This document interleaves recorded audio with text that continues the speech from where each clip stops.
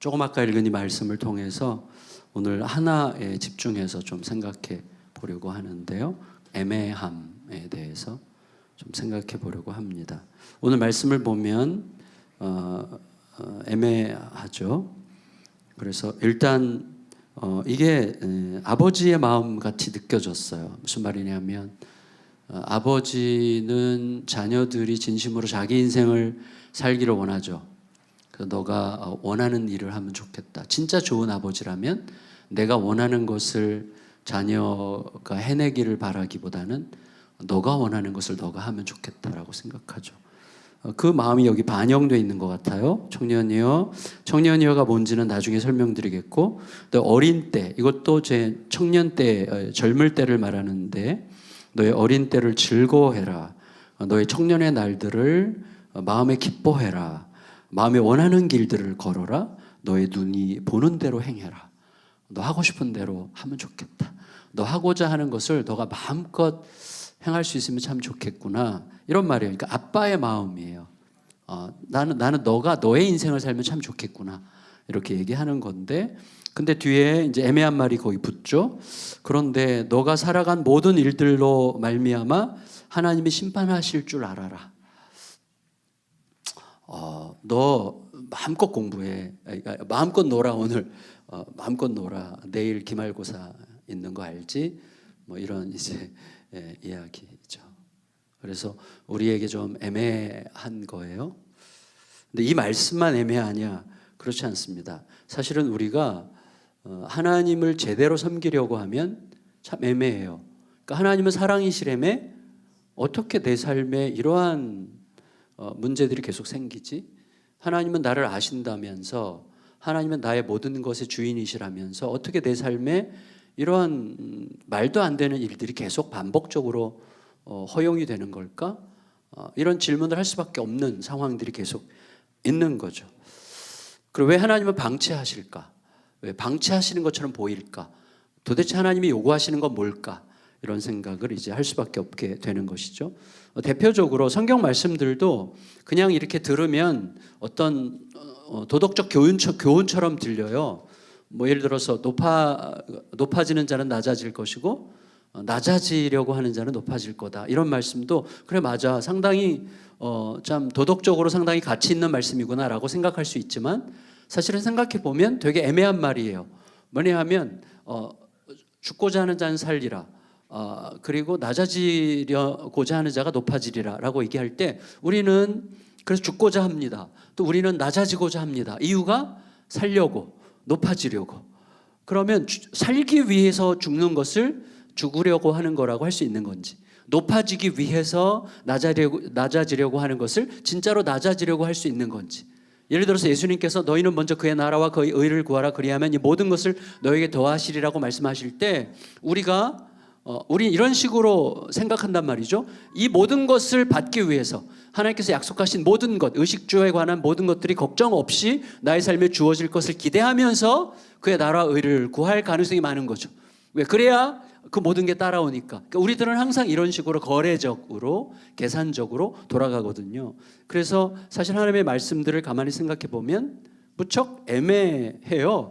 그럼 어떻게 하는 게 진짜 죽는 거지? 어떻게 하는 게 진짜로 낮아지는 거지? 이런 질문을 할 수밖에 없게 되거든요. 그러니까 하나님의 말씀대로 정말 제대로 진지하게 살려고 하면 할수록 점점 어려워지고 점점 애매한 거예요. 그래서 제가 오늘 몇 가지로 여러분과 나누려고 하는데, 첫째는 뭐냐면 일단 기본적으로 우리들은 애매함을 싫어합니다. 그래서 애매함을 싫어하는 마음을 싫어하기로 결정하자. 이렇게 여러분에게 나누고 싶어요. 애매함을 싫어하는 게 좀 문제다 라는 것을 여러분과 좀 나누고 싶어요. 먼저 그래서 우리들의 삶이 기본적으로 애매하다는 것을 인정하는 게 중요하다는 거예요. 그러니까 하나님은 우리의 삶을 애매한 채로 두실 때가 있어요. 항상 그런 건 아니지만 대체로 내가 좀 더 진지하게 하나님 앞에 서려고 하면 할수록 굉장히 애매해져요. 그래서 내가 그러니까 역설적인 이야기들이 굉장히 많죠. 오늘 제가 아침에 큐티할 때도 그런 이야기가, 너희가 하나 되라. 내가 다 하나 돼야 된다. 그래서 한 하나님을, 한 성령님을 섬기니까 하나 되라라고 얘기하는데, 하나 되려고 하면 각 개인의 독특한 개성들이 무시될 가능성이 굉장히 많거든요. 그러니까 정말로 하나 되려고 하면 개인이 무시가 돼요. 근데 각 개인들을 존중하려고 하면 하나 됨이 어려워. 그래서 우리는 역설 가운데 살아가는 거거든요. 공동체를 굉장히 강조하면서도 각자의 개성과 각자의 캐릭터를 충분히 존중하는 삶을 살아야 되는데, 이게 어디까지 개인을 존중해야 돼? 어디까지 공동체를 추구해야 돼? 모든 게 정말 애매해지는 거예요. 그래서 하나님의 말씀을 제대로 수행하려고 하면 할수록 무척 애매해지는 거거든요. 그래서 애매함이 기본이다라는 생각을 해야 돼요. 그러니까 우리는 딱딱 떨어지는 명쾌한 삶을 되게 원해요. 이 길, 저 길, 이 길이냐 저 길이냐 이런 걸 굉장히 원하는데, 이 길인지 저 길인지 헷갈리는 방식으로 하나님은 우리의 삶을 이끄신다고 할까요? 혹은 그런 삶에 빨리 개입해가지고 이거야 저거야 이렇게 가르쳐주지 않으시죠. 그냥 이렇게 내버려 두시죠. 우리가 고민하도록 이렇게 내버려 두시는 것이죠. 그래서 일단 애매해요. 제가 전에 어떤 드라마를 볼 때 사랑에 대한 정의를 했는데, 남자는 애 딸린 남자, 애가 하나 있고, 그리고 이제 호렙이고, 호렙이 혼자 사는 남자고 아이가 하나 있어요. 근데 자매는 그냥 하여튼 처녀예요. 그러니까 이제 둘이 이렇게 교제를 하는데, 이 형제가 계속 좀 자격지심 같은 게 이렇게 생겼어요. 그래서 내가 좀 나를 불쌍히 생각하나, 내가 애 딸린 남자라고 나를 좀 불쌍하게 생각해서 나를 만나주는 건가 이렇게 생각하면서 어느 날 좀 마음이 불편해서 이 자매한테 그렇게 고백을 해요. 우리가 좀 계속 만나는 걸 좀 고민해 봐야 될 것 같다. 당신이 나를 좀 불쌍해가, 내가 너무 불쌍해서 나를 동정하는 것 같다. 내가 너무 불쌍해서 나를 계속 만나주는 것 같다. 그래서 좀 우리 계속 만나는 걸 좀 고민해 보자. 이런 식으로 얘기를 했거든요. 그러니까 그때 이 자매가 이렇게 얘기했어요. 난 못 헤어져요. 난 안 헤어질 거예요. 물론 이전에 너무 연애하는 게 힘들었고 겨우 만난 남자라서 그런 것도 있지만, 그것보다도 이 자매가 굉장히 명언을 했어요. 그때 사랑이 뭐 그렇게 딱딱 떨어져요? 이렇게 얘기했어요. 사랑이 뭐 그렇게 딱딱 떨어지는 거예요?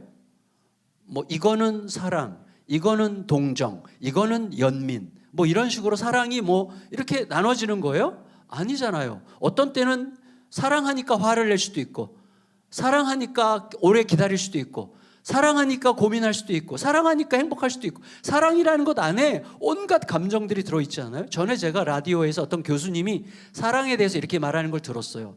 사랑이란 단어만큼 어려운 단어가 없다. 그러니까 사랑은 우리가 모르겠다는 말이다. 그러니까 사랑이라는 감정을 누구도 설명할 수 없다. 거기에는 너무나 많은 것들이 들어가 있기 때문에 사랑을 누구도 정의할 수 없고, 그래서 우리가 절대로 정의할 수 없는 어떤 것에 대하여 그저 사랑이라는 이름을 붙이기로 한 것뿐이다. 이런 식으로 이분이 말할 때 굉장히 설득이 됐어요. 그러니까 우리가 살아가는 삶에서 가장 중요한 게 뭐죠? 사랑이죠. 사랑 빼면 인생은 그냥 황량한 사막과 같습니다. 사랑이 빠지면 인생은 아무 의미가 없는 거예요. 아무리 대단한 걸 성취했어도 사랑이 없으면 그냥 빈 껍데기죠. 그런데 그 사랑이 얼마나 애매합니까? 사랑은 정말 복잡하고 애매하고 혼란스러운 거예요. 근데 이게 우리의 삶의 기본이에요. 사랑이 전부인데 사랑이 너무나 애매해. 그러니까 우리의 삶은 애매하고 혼란스러울 수밖에 없는 거예요. 그러니까 이거를 인정해야 돼요. 근데 우리들은 잘 인정하고 싶어 하지 않아요. 딱딱 떨어지고 싶어요. 선명하고 싶어요. 이거면 이거, 저거면 저거, 그래야지. 뭐 이렇게 애매해? 왜 이렇게 혼란스러워? 뭐 이렇게 질척거려? 이렇게 생각하는데 아니에요. 일단 우리가 인정해야 돼요. 우리의 삶에 애매함, 혼란스러움, 질척거리는 이러한 삶은 너무나 기본이야. 이게 그냥 정상이야 라고 생각하는 게 굉장히 중요해요. 우리가 왜 그렇게 힘들어합니까? 이 애매함이 너무 싫어서예요. 혼란이 너무나 싫어서예요. 근데 아니요, 싫어할 필요가 없어요. 예수님 자신이 예수님보다 혼란스러웠던 분이 어디 계시겠어요? 어디까지가 하나님이고 어디까지 사람이에요? 예수님도 계속 겟세마네 동산에서 기도하실 때 예수님은 어디까지가 사람으로 기도하신 거예요? 어디까지 하나님이세요? 어떤 때 막 사람이셨다가, 딱 어떤 때 100% 하나님이셨다가, 바람아 잠잠하라, 그때 하나님이셨다가, 갑자기 또 배고플 때는 사람이셨다가, 그 전환점의 기준이 어디예요? 사실은 예수님만큼 헷갈리는 분이 없어요. 예수님조차 너무나 혼란스러운 애매함 가운데 오신 거죠. 하나님이 사람이 되신 것 자체가 얼마나 혼란스럽습니까? 그리고 이 땅에서 하나님으로서 사람으로 산다는 게 얼마나 혼란스럽습니까? 그리고 이 땅에 태어나셨어요. 이유가 죽기 위해서. 예수님은 왜 태어나셨어요? 왜 생명을 얻으셨어요? 죽으려고. 우리를 대신해서 죽으셔야만 우리들의 구원이 완성되는데, 죽으려면 사람이 되어야만 죽을 수 있잖아요. 그러니까 사람이 되신 거잖아요. 그러니까 얼마나 생명의 주인이, 생명의 창조자가 죽음에 삼켜진다고 하는 이 말도 안 되는 일, 너무나 애매한 거잖아요. 이 일의 중심에 우리 예수님이 계신 거예요. 예수님의 존재 자체가, 예수님의 삶 자체가, 예수님이 가시는 길 자체가 너무나 혼란스럽고 애매한 거죠. 그러니까 우리만 선명하려고 하면 안 돼요. 우리만 딱딱 떨어지는 삶을 살려고 하면 안 되는 거죠. 전에 제가 라디오에서 들었어요. 자, 우리가 장례식장에 갈 때 애도하러 가잖아요. 근데 그 철학자인데 그분이 이렇게 얘기했어요. 저는 가끔씩 장례식장에 갈 때 내가 애도하려고 가는 건지 안도하려고 가는 건지 잘 모르겠다. 이렇게 얘기해요. 나는 아직 살아있다는 사실에 안도감을 느끼고 싶어서 가는지 잘 모르겠다. 애도와 안도 사이에서. 제가 깨달은 것 중에 하나가 뭐냐면, 제가 우리 아이를 사랑하는 건지 아이에 대한 나의 기대감을 사랑하는 건지 헷갈릴 때가 많아요.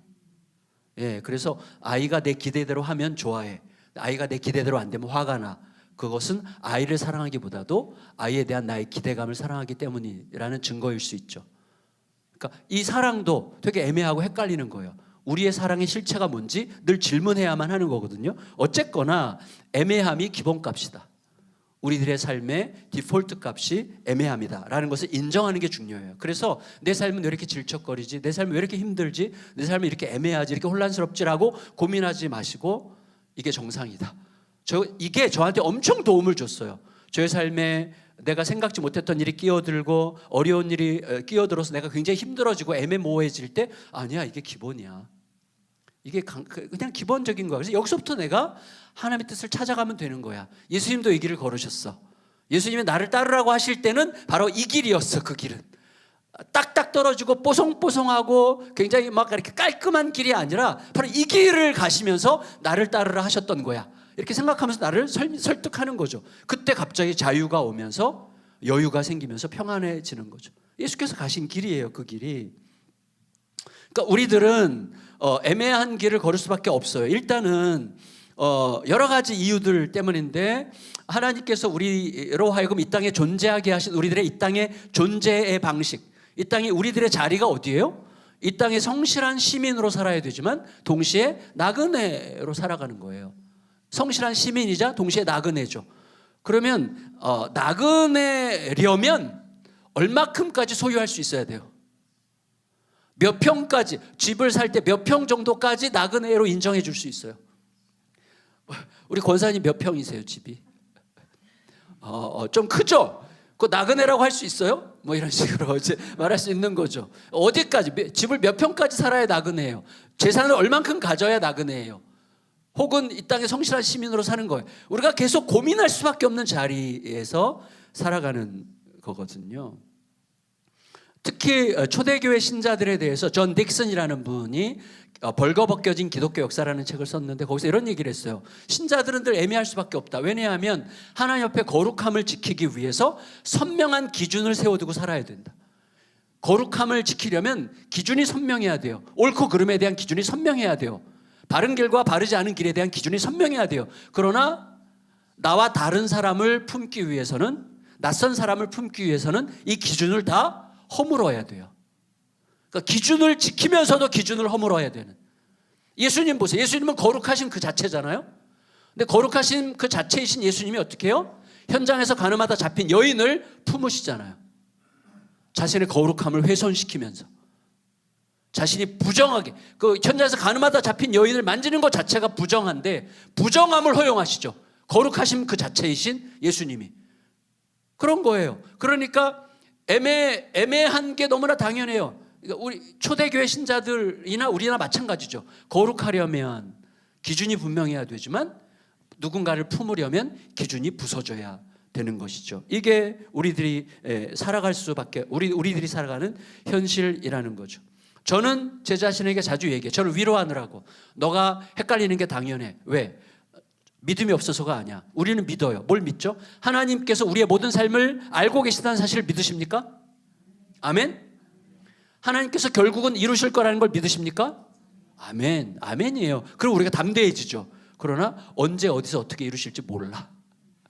헷갈리는 거예요. 그래 힘들어요.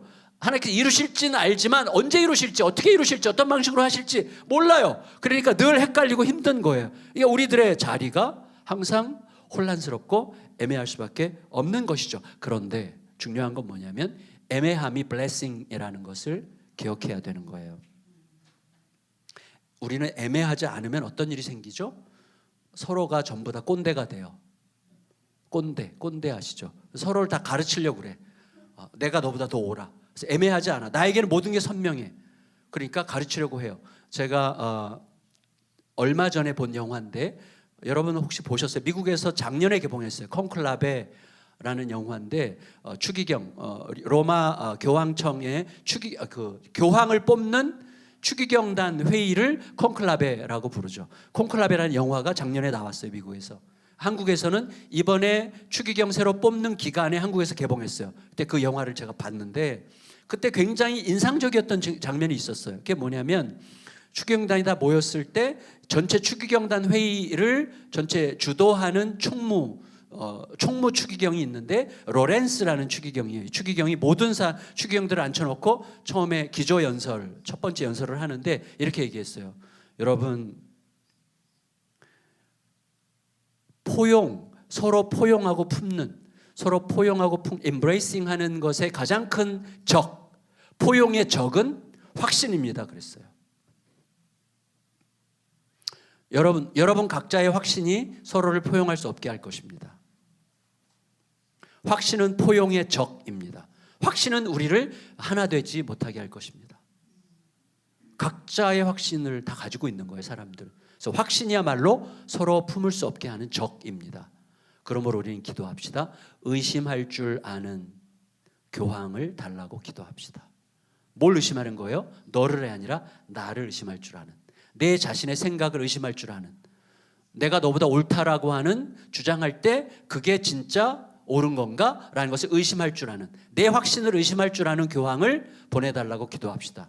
그리고 자기가 죄 지을 수 있다는 사실을 아는 교황을 보내달라고 기도합시다. 죄를 짓고 회개할 줄 아는 교황을 보내달라고 기도합시다. 이렇게 얘기해요. 굉장히 저는 참 멋진 말이었다고 생각이 됩니다. 자, 다시 말하면 뭐냐면 애매함을 인정해야만 비로소 자기 확신의 좁은 틀에 빠지지 않아요. 동시에 다른 사람을 정죄하지 않아요. 나도 틀릴 수 있다는 사실을 인정해요. 그러니까 하나님은 진리시고 예수님은 진리시고 예수님은 절대적 진리이시지만 절대적 진리이신 예수님이 나를 통과할 때는 내 경험, 내 지식, 내 선입견에 어느 정도 가두어지죠. 그래서 우리는 서로가 각자가 느낀 그리스도에 대한 간증과 그리스도에 대한 어떤 신앙을, 그리스도에 대한 어떤 사랑을 서로 간에 약간씩 다를 수 있어요. 그걸 서로 대화하면서 풍요하게 만들 수 있는 거예요. 근데 내 확신이 너의 확신보다 훨씬 더 강해. 너는 내 마음 몰라. 그러니까 넌 내 말 들어야 돼. 이거야말로 얼마나 무섭습니까? 근데 하나님은 우리가 살아가는 삶의 기초를 무척 애매하게 만드셨기 때문에 그 애매함 때문에 서로 겸손하게 자기를 상대화시키면서 대화할 수 있는 거죠. 서로에게 귀 기울여 들을 수 있는 거죠. 너는 그렇게 생각했어? 난 그렇게 어떻게 그렇게 생각했지? 나 그렇게 생각해 본 적이 없는데 정말 대단하다. 나는 이렇게 생각했어. 하면서 서로 자기의 생각을 이야기하면서 풍요해지는 거죠. 그게 교회예요. 공동체에서 자기 확신이 지나친 사람들이 많으면 공동체는 검사들이 많았죠. 검사들, 꼰대들 자꾸 지적하고 지적질하고 너 틀렸어, 맞았어, 왜 교회가 왜 이래야 돼, 저래야 돼, 이런 사람들이 많아지면 교회는 이미 무너지기 시작하는 거예요. 그래서 애매한 가운데 있다는 사실을 인식하는 게 무척 중요하다는 사실을 꼭 기억해야 돼요. 제가 굉장히 애매함에 관해서 굉장히 인상적인 그 글을 읽은 적이 있는데, 제가 누가복음 설교를 하다가 누가복음 그 주석 중에 World Biblical Commentary죠. WBC라는 그 주석에 저자가 존 놀랜드라는 분인데, 이분이 누가복음 1장에 사가랴의 기도를, 세례 요한을 낳고 나서 사가랴의 기도가 나오죠. 주의 길을 예비하는 자가 나오는데, 그 부분을 주석하면서 무슨 표현을 했는가 하면, 큐리어스라는 주라는 단어가 이사야서에서 이게 인용된 건데, 이사야가 볼 때는 분명히 하나님이었어요, 큐리어스가. 그런데 우리가 지금 이 말씀을 읽을 때는 예수 그리스도죠. 세례 요한은 예수 그리스도의 길을 예비하는 자니까. 그러니까 어떤 한 단어가 이렇게도 해석될 수 있고 저렇게도 해석될 수 있는 풍부함을 가지는 이유가 그 단어의 애매성에 있다는 거예요. 그래서 이분이 뭐라고 표현했는가 하면 happy ambiguity라는 단어를 썼어요. 행복한 애매모호함. 애매모호한 게 행복한 거다. 그래서 우리는 풍성해질 수 있고 부유해질 수 있고 다양한 소리를 들을 수 있고 굉장히 풍성한 해석에 우리가 열려 있을 수 있다라고 이야기하는 것이죠.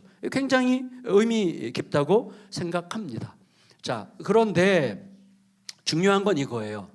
애매해도 우리는 선명하게 살아갈 수 있다는 거예요.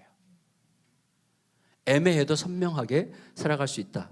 이거를 가장 잘 보여주는 예가 예수님께서 누가복음 19장에서 이야기하신 열문화 비유라고 할 수 있습니다. 예수님께서 달란트 비유랑 짝꿍인데 약간 내용이 달라요. 열문화 비유.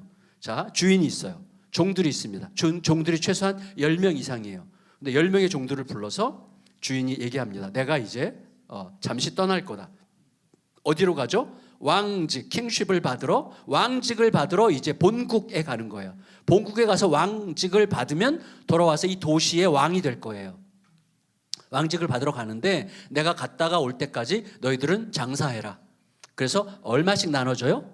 한 문화씩 나눠줘. 한 문화. 근데 한 문화가 굉장히 애매한 금액이에요. 한 문화는 20분의 1 달란트예요. 그래서 한 달란트가 학자들은 작게 보면 2억 정도, 많이 보면 한 6억 정도인데 중간에 한 3, 4억이라고 치면, 예를 들어서 3억이라고 하면 뭐 4억일 수도 있겠지만 3억이라고 하면 한 문화는 뭐예요? 1,500만 원이에요. 그러니까 무척 뭔가 비즈니스 하기에는 굉장히 애매한 금액이에요. 근데 그 굉장히 애매한 금액을 가지고 주인이 돌아올 때까지 장사를 해야 되는데 더 애매한 게 있어요. 뭐냐면 이 도시 사람들이 이 주인을 싫어해. 그래서 도시 사람들이 도시 대표단을 만들어서 이 주인이 그 본국에 도착하기 전에 먼저 가요. 먼저 가서 우리는 저 사람이 우리들의 왕이 되는 걸 원치 않습니다. 우리는 저 사람 싫습니다. 저 사람의 방식, 저 사람의 스타일 우리의 마음에 안 듭니다. 우리는 저 사람이 왕이 되면 이 도시에서 무슨 일이 일어나든 우리 책임 없습니다. 저 사람 왕 되게 하지 마십시오. 이런 식으로 이 주인을 싫어하는 사람들이 그 도시에 꽉 차 있어요. 그러니까 종들이 지금 얼마나 애매합니까? 자, 주인이 맡겨준 한 문화도 되게 애매한 금액인데 주인이 왜 맡겨줬어요? 믿음으로 맡겨줬죠. 신뢰로 맡겨줬죠. 그러니까 믿음으로 맡겨준 그 애매한 한 문화를 가지고 주인을 신뢰하는 마음으로 장사해야 되는데 누구를 상대로? 주인을 신뢰하지 않는 자들을 상대로 주인을 신뢰하는 마음으로 장사해야 돼요. 무척 애매하죠. 그러니까 주인을 신뢰하는 태도로 주인을 전적으로 신뢰하기 때문에 주인을 신뢰하지 않는 사람들을 대상으로 장사해야 되는 애매한 자리가 바로 이 종들의 자리예요. 이게 바로 신자들의 자리죠. 우리들의 자리죠. 세상이 인정하지 않죠. 세상은 그리스도를 왕이라고 인정하지 않죠. 그리스도 왕이라는 것 자체가 되게 우스꽝스러운 거죠. 그러니까 여기서나 우리가 예수님 이야기하고 여기서나 찬양 부를 때 막 모든 걸 다 쏟을 것 같이 찬양하지만 우리 일상으로 딱 돌아가 보세요. 너무나 황량하죠. 예수 그리스도 이름 너무나 황량하고 전혀 사람들이 인정하지 않고 사람들에게서는 너무나 좀 약간 프린지죠. 저 주변의 무엇에 불과한 거죠. 아무것도 아니에요. 예수 그리스도 이름이. 제가 저희 교회 청년들이랑 이제 대화를 많이 하는데 설교 끝나고 1시간 정도 질의응답을 해요. 한 달에 한 번씩 제가 청년 설교할 때마다 설교 30분, 1시간에서 1시간 반 질의응답을 하는데 한 청년이 질문했어요. 이제 청년부 졸업하고 직장에 들어갔더니 진짜 한국 사회가 지금 그렇거든요. 직장에 들어가면 주변에 교회 다니는 사람들이 거의 없거나 교회 다니는 사람이 가끔 있어도 교회 다닌다는 말을 안 해요. 그리고 교회 다니는 사람들이 이미 한국에서는 한국의 기독교 자체가 이미 완전히 사람들에게 좀 이렇게 멸시의 대상 비슷하게 됐기 때문에 이 자매가 이렇게 고민했어요. 목사님, 제가 청년부 때 너무나 열심히 행복하게 신앙생활했는데 직장에 딱 들어가니까 예수님이 안 계신 것 같아요. 세상이 완전히 사막 같아요. 제가 도대체 신앙을 지킬 수 있을지 모르겠어요. 어떻게 하면 좋겠어요? 라고 저에게 질문했어요. 제가 자매한테 미안하다 이렇게 얘기를, 미안하다고 하면서 이렇게 얘기했습니다. 내가 좀 잔인한 말을 하면 좋겠는데 초대교회 때보다 힘들까? 이렇게 얘기했어요. 초대교회 때는 내가 예수를 믿는다는 사실 자체가 사회적으로 경제적으로 완전히 손해보는 일이죠. 그리고 함부로 말할 수 없죠. 잘못하면 죽임당할 수도 있고, 그리고 테러를 당할 수도 있고, 굉장히 많은 불이익이 기다리고 있는 그런 시대죠. 그런 시대, 그렇게 열악한 시대에 더구나 알렌 크라이더라는 학자에 따르면 초대교회 400년 동안 교회에서 거의 선교, 전도라는 단어를 찾아볼 수 없대요. 초대교회는 400년 동안 선교나 전도를 강조할 수가 없었어요. 선교할 수도 없었고 전도할 수도 없었어요. 그러다가 자칫 잘못하면 공동체 자체가 무너지기 때문에 비밀리에 예배를 드렸어요. 밖에서 낯선 사람들이 들어올까 봐 이렇게 집사님들이 밖에서 지키면서 예배를 드렸어요. 이게 초대교회. 그런데 놀랍게도 초대교회는 끝없이 엄청난 속도로 성장을 했어요. 이유는 뭐예요? 지금 우리가 살아가는 시대보다 훨씬 애매한 시대인데 초대교회는 훨씬 더 애매한 그 시대에 진짜로 부흥했어요. 엄청난 속도로 부흥했어요. 이유는 하나밖에 없는 거예요. 초대교회 신자들에게 예수 그리스도가 전부였기 때문이죠. 이거예요. 자, 지금 우리가 예수 그리스도가 우리에게 전부라는 것은 우리의 찬양 시간이나 예배 시간 정도에 머물러 있어요. 우리 일상으로 딱 들어가면 예수 그리스도가 전부라는 것은 약간 좀 빛이 바래. 쉽지 않은 이야기예요. 근데 초대교회 신자들은 자기 일상에서도 예수가 전부였던 게 분명했어요. 어떻게 할 수 있는가 하면 초대교회 신자들의 별명 중에 하나가 질문하게 하는 자였대요. 사람들, 작년에 저희 교회 주제가 Let the world ask였거든요. 세상으로 하여금 질문하게 하라. 우리들이 세상으로부터 질문을 받지 못한다면 우리들 뭐가 문제가 있는 거다. 왜? 우리가 추구하는 가치는, 우리가 따라가는 그리스도의 길은 세상에 가는 길과 너무나 다른 길인데 우리가 그리스도의 길을 가고 있다면 세상이 물을 수밖에 없다. 근데 왜 오늘날 세상은 크리스찬들에게 묻지 않는가? 이유는 똑같이 사니까. 별 차이가 없으니까 묻지 않는 거다. 근데 초대교회 성도들은 너무나 일상을 똑같이 살면서도 어떻게 저럴 수 있지? 어떻게 저렇게 행동하지? 어떻게 저렇게 판단하지? 어떻게 저 상황에서 저렇게 하지? 라는 질문을 일으키는 자들로 있었기 때문에 점점 너무나 매력이 있는 거예요. 신자들이 볼 때 뭔가 매력이 있어. 특히 큰 팬데믹 같은 게 초대교회도 몇 번 있었거든요. 팬데믹이 지나가고 나면 크리스찬들과 넌 크리스찬들이 뚜렷하게 구분이 된 거예요. 크리스찬들은요 도망치지 않아요. 환자들을 두고 도망치는 일이 없어요. 그냥 돌보고 품고 더 닦아주고 안아주고 내가 죽더라도 그들을 품고 있어요. 그러니까 이런 팬데믹이 한번 지나가면 로마 세계는 정말 어마어마한 피해가 있는데 교회 공동체는 대부분 지켜져 있어요. 이게 뚜렷했어요. 이 차이가. 그러니까 사람들이 묻는 거예요. 뭔가 있구나 저기. 뭔가 있구나. 그래서 자꾸 묻고 싶은 거예요. 그러면서 선교도 안 했고 전도도 안 했고 비밀리에 예배를 드렸지만 교회는 계속해서 부흥하고 흥황해 갔던 거죠. 오늘날 핵심은 거기에 있는 거예요. 거기에. 그러니까 상황이 애매하고 혼란스러운 게 문제가 아니라 내 안에 그리스도가 선명하지 않은 게 문제라는 거예요. 그리스도는 목숨을 걸고 우리를 건지시는 매우 선명하고 뚜렷한 사랑으로 우리에게 자신을 증명하셨는데 우리들은 매우 애매모호한 상황을 핑계대며 애매모호한 행동을 취하고 있기 때문에 문제가 된다고 말할 수가 있는 거죠. 초대교회 성도들이 어떻게 그럴 수 있었죠? 간단해요. 그들로 하여금 그렇게 할 수 있도록 예수님의 사랑이 너무나 크고 부유하고 뚜렷했기 때문이죠. 그들에게. 근데 그럼 예수님의 사랑이 지금은 달라졌습니까? 아니죠. 그리스도의 사랑은 동일하죠. 그러면 중요한 것은 초대교회 신자들과 우리들의 차이는 그 사랑을 받아들이는 무언가의 문제가 있는 거죠. 초대교회 신자들은 그리스도의 죽음과 부활의 사건을 그냥 받아들였어요. 자신의 삶이에요. 그래서 죽어가면서도 찬양을 부를 수가 있을 만큼이었어요. 근데 지금은 우리 조금만 병에 들면 좀 어려워지면 당신 암입니다. 그러면 갑자기 막 지옥으로 들어간다든지 갑자기 하나님이 바뀌어. 그래서 그동안 하나님을 막 부르다가 갑자기 이제 의사가 하나님이 돼. 뭐 이런 이제 물론 의사가 되게 중요하지만 이렇게 이제 바뀌는 거죠. 우리들의 마음을 잘 살피는 게 중요한 거죠. 그러니까 초대교회 신자들보다 우리 사이에 뭔가 항생제가 끼어 있는 거예요. 항생제. 제가 개척 초기에 저를 사랑하는 어떤 그 장로님이 이제 앞마당이 있어요. 근데 이분이 저한테 계란을 이제 자주 갖다 주셨어요. 계란. 근데 계란이 상품성이 없어요. 계란이 좀 우들들들하기도 하고 못생겼어요. 또 이렇게 뭐 같은 게 묻어 있기도 하고 막 그래. 피도 묻어 있고 막 이런 게 묻어 있어. 근데 이제 계란을 맛있게 먹고 1년 후에 장로님이 저에게 설명해 주셨어요. 이 계란을 왜 나에게 선물해 줬는가. 이유는 제가 개척할 때 정말 피폐해져 있었거든요. 그리고 전 자신이 없었어요. 그래서 자신감도 없고 했는데 이분이 그 계란이 어떤 계란이냐면 양계장에 가서 알을 더 이상 못 낳는 닭 있죠. 그걸 폐닭이라 폐계. 장로님 아시죠? 폐계. 알을 더 이상 못 낳아. 이제 다 써먹어가지고 알을 더 이상 못 낳아. 그 폐닭들을 싼 값에 사요. 그때 500원에 사왔대. 한 마리 500원. 그러면 2만 원 주면 40마리 사는 거예요. 40마리. 2만 원에 40마리 사다가 앞마당에 이렇게 앉혀놓고 이렇게 천막을 쳐놓고 닭들 앞에 이렇게 앉아가지고 닭들이랑 대화를 하는 거예요.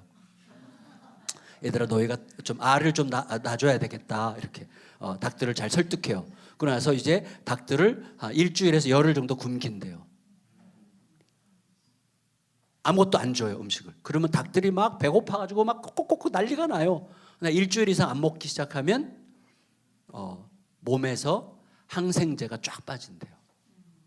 양계장에서 먹었던 항생제들이 쫙 빠져. 그러고 나서 이제 풀어놓잖아요. 마당에 풀어놓잖아요. 그럼 막 쪼아가지고 벌레 잡아먹고 또 이제 음식 찌꺼기 같은 거 주면 막 그거 먹고 하면서 한 달쯤 지나면 이 닭이 갑자기 이거 영어로 번역이 되나? 토종닭화가 돼요. 토종닭 가능합니까? 번역? 토종닭화 돼요. 이거 원래 저 건강한 닭으로 바뀌어. 그래가지고 그때부터 알을 다시 낳는 거예요. 그래갖고 짧으면 8개월, 길면 1년까지 알을 낳는데요. 다시 말하면 항생제예요. 그래서 저 같은 경우도 개척할 때 저에게 문제가 됐던 게 뭐예요? 항생제가 있는 거예요. 그러니까 그리스도의 사랑과 은혜는 여전히 똑같아. 여전히 압도적인 사랑이에요. 그게 목숨 건 사랑은 여전히 똑같아. 그러나 초대교회 신자들에게 있었던 그 지금보다 훨씬 더 혹독했던 상황에서도 엄청난 변화가 있었음에도 지금은 그때보다는 덜한 핍박인데도 불구하고 열매가 없다면 사실은 다른 방식의 고통이 있는 거죠. 그렇지만 더 중요한 문제는 내 안에 항생제가 끼어 있는 거예요. 항생제. 이걸 계속 뽑아내는 일이 우리들에게 너무나 중요한 것이죠. 자, 그러면 이제 말씀을 정리할 텐데, 자, 오늘 말씀 애매해요. 심판의 날을 기억해라. 오늘을 즐겁게 살아라. 이건 장난이 아니야. 하나님께서 진지하게 말씀하시는 거죠. 나는 부디 너가 오늘 진짜 행복하게 살았으면 좋겠다. 너가 보는 대로 행하고 너가 하고 싶은 것을 정말 마음껏 했으면 좋겠다. 그러나 심판을 기억해라. 이 말은 장난치는 말씀이 아니라면 이 말씀은 진짜죠. 그러면 무슨 뜻이냐면 너가 심판의 날을 기억하면서도 오늘을 충분히 행복하게 살 수 있는 길이 있다는 사실을 믿으면 좋겠구나. 그러면 여러분 이 말씀을 듣고 어떻게 생각하는, 어떻게 이게 가능해? 어떻게 가능해라고 생각할 때 이게 어떻게 가능해라고 말하는 사람은 생각의 바탕이 뭐예요? 전제가 뭐예요? 내 경험이죠.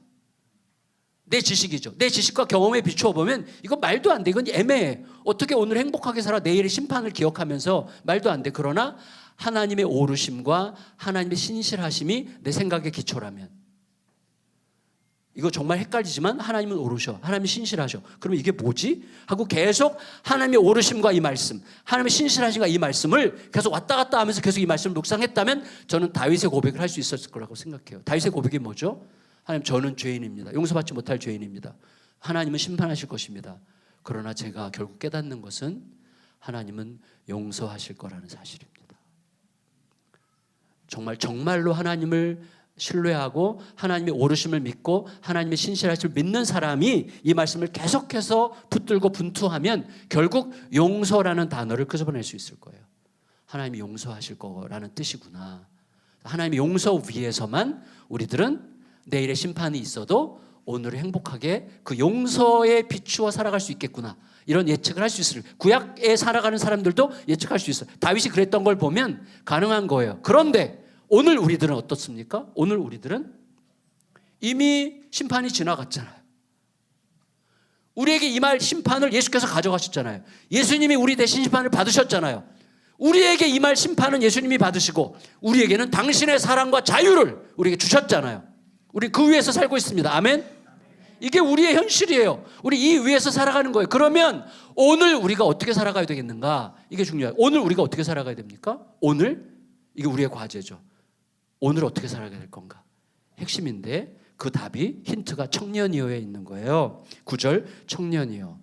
청년 이렇게 얘기해요. 자, 무슨 말이냐면 이거예요. 절 보세요. 이게 아주 중요한데 전도서에서 청년이라는 단어가 여기 처음 나와요.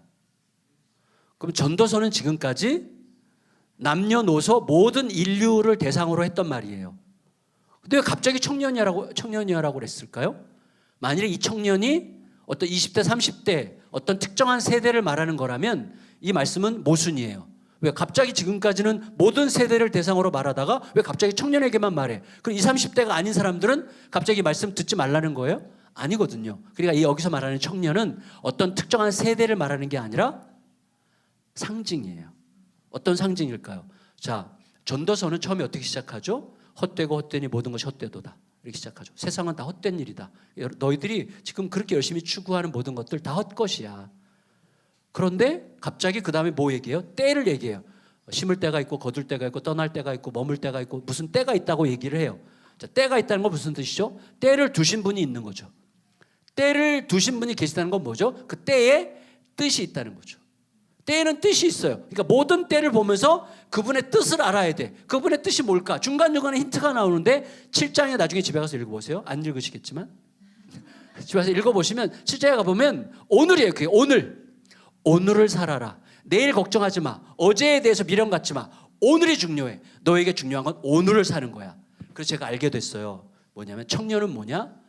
오늘을 사는 자가 청년이에요. 왜냐하면 우리는 어제를 살 수 없습니다.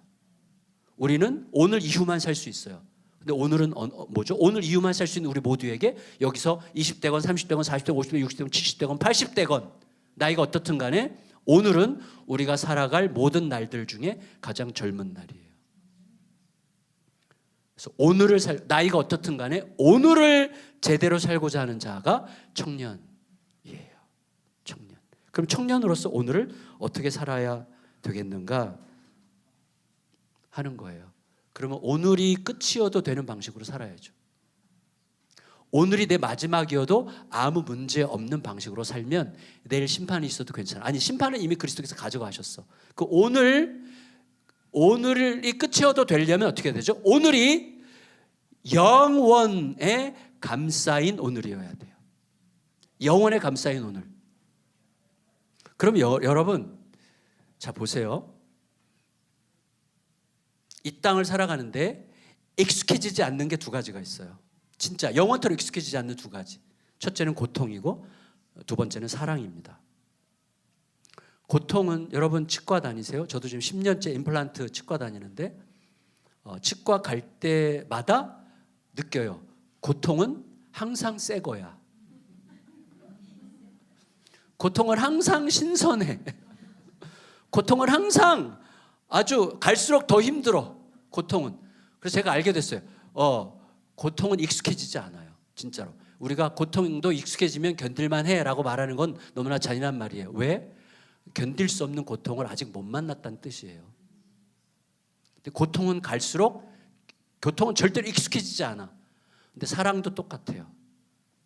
가짜 사랑은 금방 익숙해져요.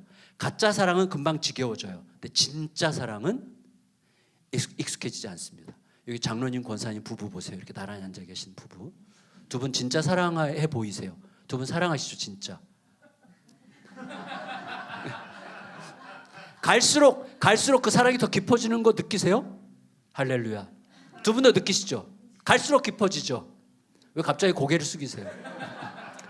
저는 그래요. 저는 솔직히 양심적으로 아내가 여기 있지만 20대, 30대 때보다 지금이 훨씬 더 사랑하는 것 같아요.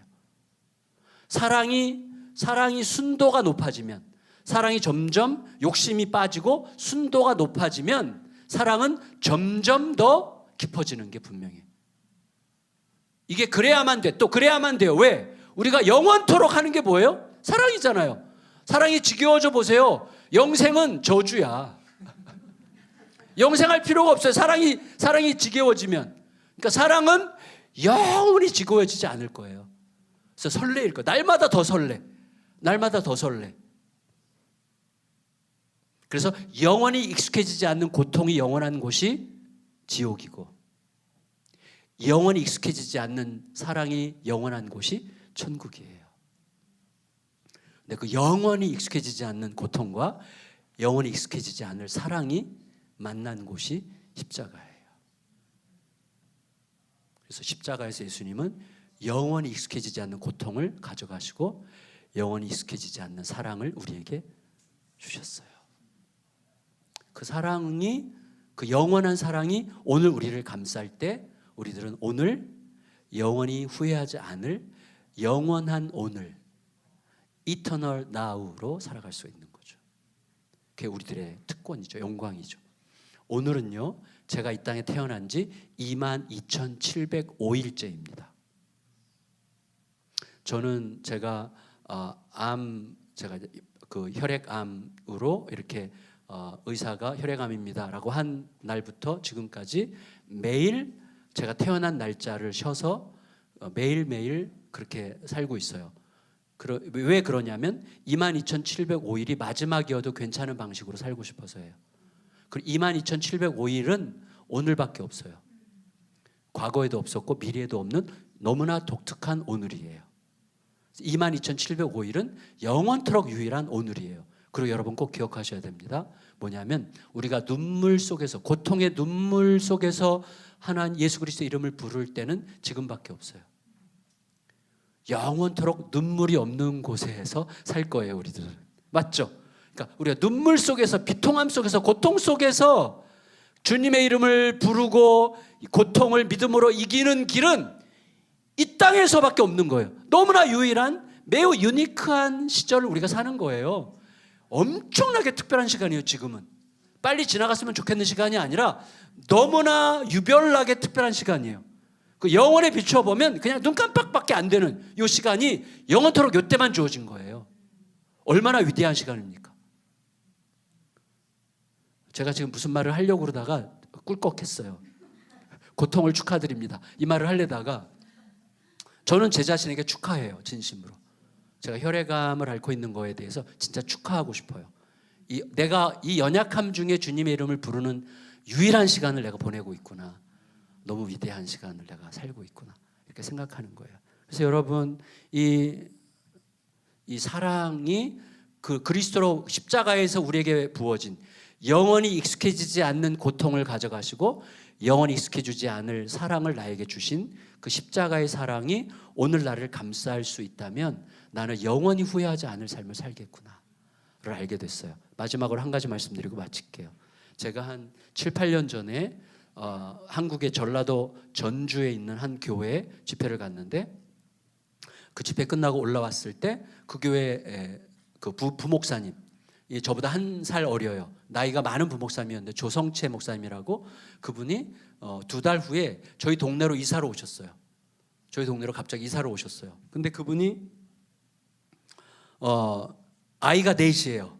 아이가 넷이니까 갑자기 무책임하게 교회를 그만두고 이사 오는 게 너무 무책임하잖아요. 근데 저를 찾아왔어요. 제가 엄청 부담 느꼈어요. 우리 교회에서 이분을 써야 되나? 이렇게 막 부담을 느꼈는데 생각해 보니까 그게 아니고, 이분이 저희 동네에 그 목회자 스터디 그룹이 있어요. 북클럽이 있어요. 그래갖고 저희 동네 이제 개척교회 목사님들과 함께 10몇 개 교회가 같이 매달 책을 읽어요. 한 1년에 한 번씩 같이 수련회를 하고 이렇게 하는데, 그 모임을 제가 소개했는데 저희 북클럽의 공부의 핵심은 복음이에요. 복음을 가르치는 책들을 같이 계속 공부하면서 어떻게 우리의 생각이, 우리의 대화가, 우리의 말이, 우리의 관계 맺는 방식이 어떻게 더 복음적일 수 있는지, 우리가 스스로를 속이지 않고 어떻게 좀 더 복음적으로 할 수 있는지를 계속 확인하고 대화하거든요. 제가 엄청난 변화를 본 거예요. 왜냐하면 거기 10명 모이는 교회, 20명 모이는 교회, 30명 모이는 교회, 정말 작은 교회들이 많은데 이 목사님들이 엄청난 기쁨으로 바뀌는 거예요. 그러니까 교회가 주눅들지 않고 교회가 그리스도를 점점 사랑하는 게 성공이다. 이 부분을 정말 진심으로 동감하게 되면서 되게 행복해하는 거예요. 이 모임을 제가 소개했는데 이 목사님이 이 모임에 참여하고 싶어서 전주에서 여기 화성까지 이사를 오신 거예요. 그래서 이제 이 모임에 오시라고 그랬고, 이분은 이제 택시 운전도 하고 일용직 노동도 하면서 그렇게 3년을 같이 공부하면서 올 때마다 막 늘 미소해요. 너무 행복해요, 목사님. 우리 부부 관계가 너무 좋아졌어요. 이제 딸 둘, 아들 둘인데 딸들과 관계가 무척 안 좋았는데 딸들과의 관계가 이렇게 회복되고 있어요. 막 하면서 늘 간증이야. 막 늘 행복해해요. 3년 후에 이분이 개척을 했어요. 교회를 개척했어요. 저희가 다 정말 축하해 줬는데, 안타깝게도 개척 후 6개월쯤 됐을 때 루게릭이 왔어요. 루게릭 아시죠? 이렇게 몸이 굳어지어 가는 병. 그래서 이게 너무 속도가 빨라가지고 1년 좀 지났을 때 못 움직이기 시작했어요. 그래서 누워 계시는데 한번 신방을 갖고, 그 다음에 한 1년쯤 지났을 때 급하게 사모님한테 연락이 왔어요. 목사님 좀 빨리 신방와 달라고. 그래서 이분이 이제 돌아가실 때가 다 됐구나 생각하고, 제가 이번에 마지막 임종 기도를 하기 위해서 그 다음날 새벽에 급히 달려갔어요. 가보니까 누워 계시고, 그때는 근육이 여기까지 다 마비가 돼가지고요, 얼굴도 못 움직이고, 그리고 눈도 못 감아. 이 근육이 다 굳어서 근데 뜬 채로 24시간 있는 거예요. 눈도 못 감고, 움직일 수 있는 거 유일하게 왼쪽 눈썹만 살짝 움직이는 거예요. 듣기는 다 들어. 그러니까 사모님이 골판지에다가 기역, 니은, 디귿, 리을, 아야, 어여 이렇게 알파벳을 써가지고 이렇게 찝고 이렇게 하면서 글자를 진짜 뭐 5글자 쓰는데 뭐 한 30분 걸리고 그러는 거예요. 근데 거기에 이렇게 썼어요. 정갑신 목사 신방. 이렇게. 그 집에 가서 제가 이제 마지막 임종 기도를 드리려고, 목사님 그동안 너무 고생하셨고 너무나 수고하셨습니다. 그리고 저는 목사님이 너무 자랑스럽습니다. 이렇게 복음 앞에서 살려고 애를 썼던 모든 시간들 절대로 헛되지 않고 목사님과 목사님 가족들에게 영원히 남을 겁니다. 너무너무 수고하셨어요. 목사님 곧 저랑 봐요. 저도 생각보다 빨리 갈 것 같은데 저랑 곧 만나요 하고 이제 기도를 딱 하려고 하니까 사모님이 제 손을 딱 잡더니, 목사님 아니에요. 목사님 기도해달라고 목사님 부른 거 아니에요. 그러면 왜 부르셨어요? 그랬더니 이 사람이 목사님이 아프다는 얘기를 듣고 자기 떠나기 전에 목사님 위해서 기도해 주고 싶다고 부른 거예요. 그렇게 죽어가면서 그렇게 고통을 느끼는 사람이, 개척에 꽃도 못 피워본 사람이 내가 아프다고 날 위해서 기도해 주고 죽고 싶은 거예요. 제가 그때 눈물이 터지는데 어쩔 줄 모르겠는 거예요. 목사님 너무 고마워요. 기도해 주세요. 나 목사님 기도 받고 싶어요. 목사님이 기도를 하는데 기도하는 줄 모르죠. 아무것도 못 움직이니까 눈 멀겋게 뜨고 그냥 있는 거예요. 근데 양쪽 이 눈가로 눈물이 하염없이 흘러내리는 거예요. 그 눈물이 기도야. 저를 하나님께 부탁드리면서 이분이 계속 눈물을 흘리는 거예요. 그래서 제가 한참 지난 다음에 목사님 끝났어요? 그때 목사님이 눈썹을 살짝 움직였어요. 그러나서 이제 인사를 나누고 딱 돌아서는데 하나님께서 제 마음에 이렇게 말씀하시는 것 같았어요. 야, 너무 완벽하지 않니? 이 세상에서 뭘 성취해야 위대한 인생이야? 뭐 얼마나 큰 비즈니스를 이루어야, 얼마나 많은 재산을 모아야 위대한 인생이야? 거기에 사랑 없으면 시체야, 쓰레기야, 아무것도 아니야. 영원한 그것을 이 사람은 죽어가면서 자기에게 담았잖아. 죽어가면서도 가장 위대한 일을 행하고 있잖아. 완벽한 인생이야. 제가 그때 알았어요. 맞아. 오늘이 끝이어도 되는 삶은 그리스도의 사랑이 나를 감싸고 나를 통과하는 삶. 그러면 오늘이 끝이어도 아무 상관이 없구나. 이걸 제가 알게 됐어요. 오늘이 끝이어도 아무 상관이 없는 삶. 그래서 오늘을 살아갈 때 그렇게 살면 우리는 매일매일 너무나 영광스러운 삶을 살 수 있게 될 거라는 것을 알게 됐어요. 그게 사랑이죠. 그리스도께 붙들려, 그의 사랑에 붙들려 오늘 사랑이 나를 감싸게 하는 삶. 그래서 제가 며칠 후에 돌아가셨고 그분 장례식을 제가 치러 드렸어요. 그리고 가족들은 지금 저희 교회 다니고 계세요.